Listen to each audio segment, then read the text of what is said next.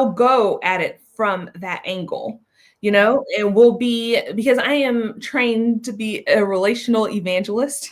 Okay. So, you know, connecting to people and their stories. So depending on how they are talking to me and what they're talking to me about, I can relate the story to it.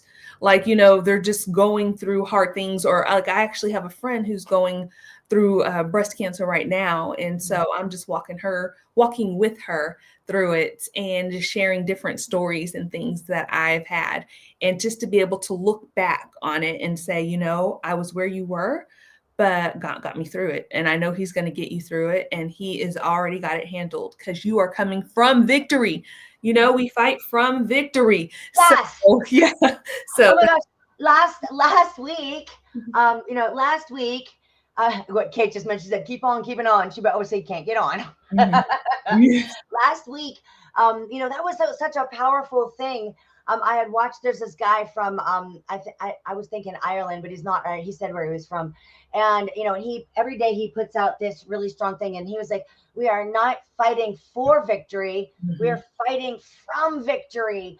And, and I've known that, but, for some reason, when you really think about it, it hits differently. Right. And when you come at everything, like it is already done, right? I'm just going through the motions because that's what I'm supposed to do. God did it already. Amen. I just need to be thankful and do my part. Yeah. Right. Yeah. So you said you have a whole bunch of things that you've got going on, right? You got to finish the play. You've got your book, you're a speaker, and you work a bazillion hours. Okay. How do you manage to stay in God's, to not to stay in God's grace, but to show God's grace and all the things that you do as busy as you are? That is a great question because I'm trying to figure it out myself. No.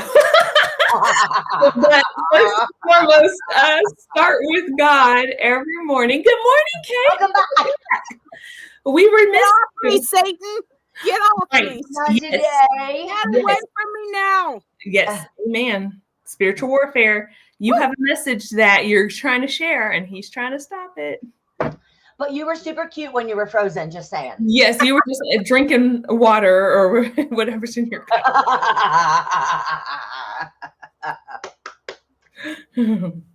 What I miss. All right, continue on. We were talking about and I asked Rachel, like, you are doing all these things, and then you have all these hours that you work and so many things. Yes. And and how do you continually show God's grace in that? Because here's the thing, right?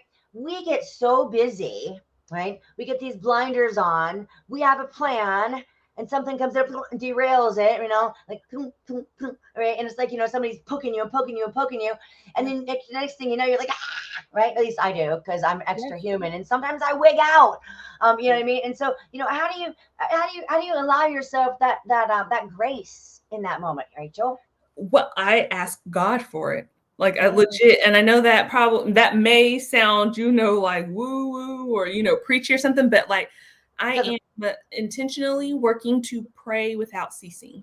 Like, Lord, work this out. This is in your hands. And I really self-analyze how I'm feeling or why I'm feeling that way, and taking it step by step, because the Lord continues to remind me that I am thinking about the future. He's like, let's talk about right now. And I'm like, oh, yes.